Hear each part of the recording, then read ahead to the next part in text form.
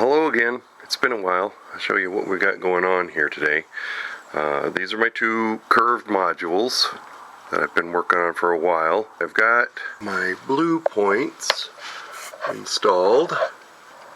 So that one I had to do a little modification, cut the hole out a little bigger for helping to line the tracks up. I put these washers in here with just a screw so we can swing them out of the way if we don't like it.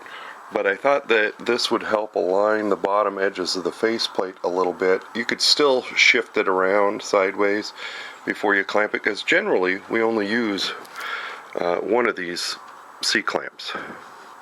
So let me turn this around and I'll show you what I've been working on to fix this thing after I messed it up.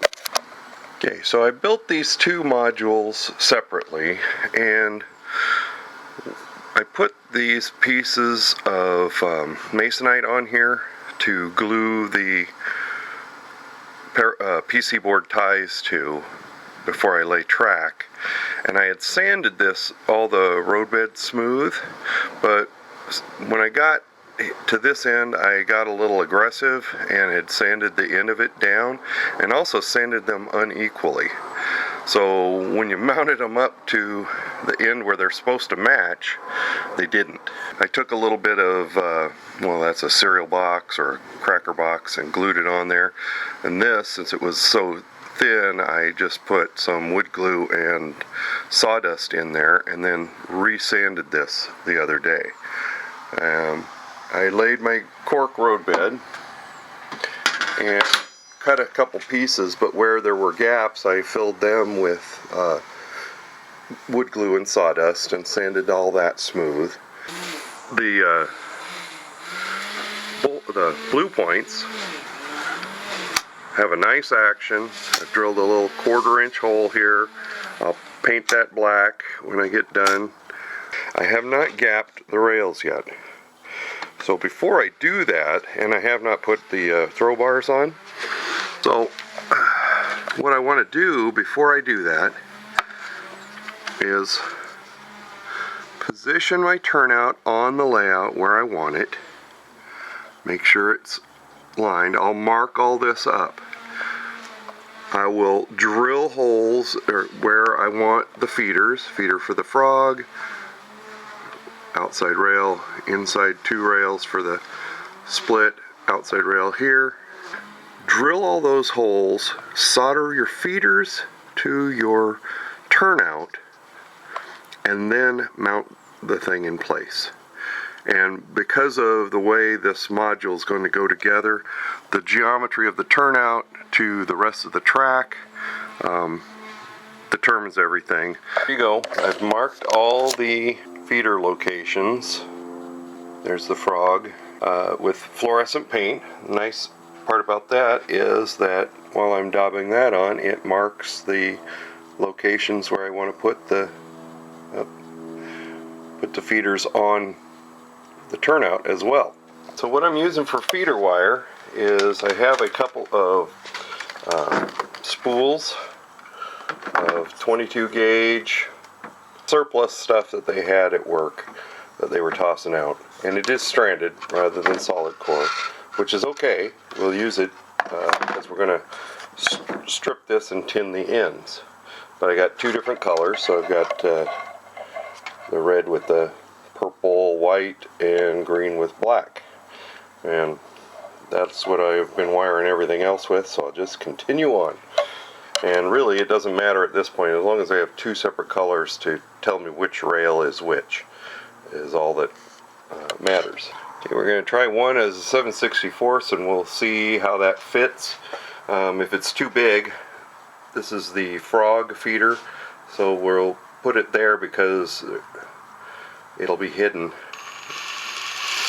See? But foam is messy the other way, so no, that looks like a good fit. Easy to get through there. We'll drill the rest of them.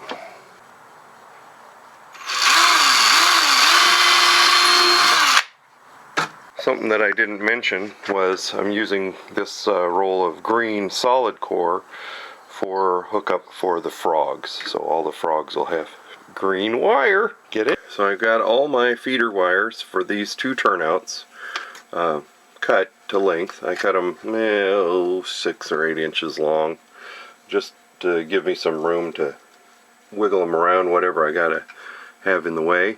Now I'm going to strip them and tin them, and then we'll solder them up. I'm a big fan of tinning because it makes your soldering joints later on go much faster. So I'm putting some solder on the tip. Quick dip of the wire into flux, and that easy, the wire's tin. So now that those are all done, did get all of them, I've taken a little wire brush that I have, okay, and I scrubbed the back of my frog where I'm going to connect any oxidation or fluxiness that's on there. So the first thing I'm going to do is set up to solder the feeder on this frog, because this is the most potential for hazard. I like to run the wire across all 3 pieces of rail. I'm going to flux this generously. Now there's already solder on the back of that. What you want to do is just make sure that it's got good contact with the rail when you solder it. So put some solder on my tip.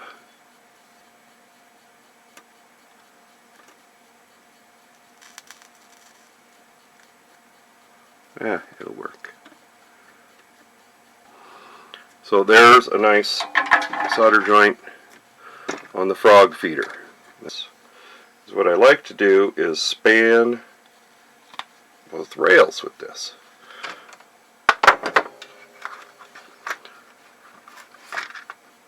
Okay, so flux it up with my little helper there. Solder that on there. Solder it to both rails, yep. Then do the rest of the, put the other 2 down here at this end, because this is where you're going to gap the rails. Here's where you're going to gap the rails. So the frog needs to be fed, the far end needs to be fed, the stock rails on the outside need to be fed, and then the rest of this is fed from this point. Okay, now that you've got all your feeders soldered on there, grab your NMRA gauge, go back through the turnout, and check that everything is still engaged, and adjust it now before you go sticking it down.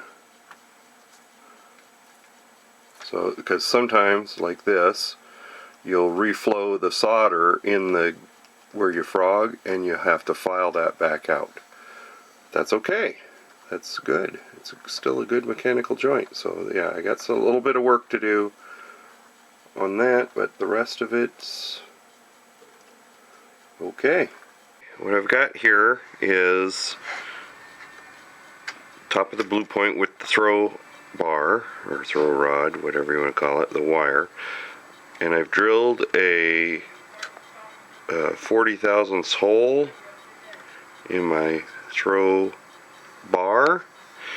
I'll put that on there, and then I'll get this turnout all threaded through here with the feeders where I want it.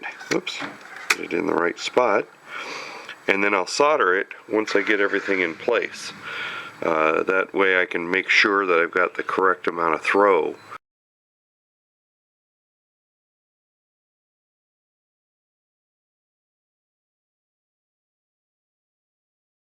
One thing to remember before you get all excited about gluing your track down, you can gap your rails.